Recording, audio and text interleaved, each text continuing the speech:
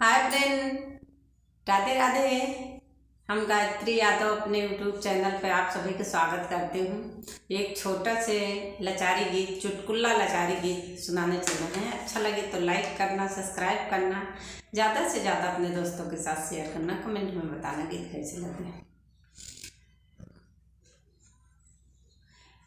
बौरान बटे राजा गोरी बिना, बौराई गए राजा गोरी बिना, गोरी बिना हो गोरी बिना, बौराई गए राजा गोरी बिना, बौराई गए राजा गोरी बिना, गोरी बिना हो गोरी बिना, बौराई गए राजा गोरी बिना।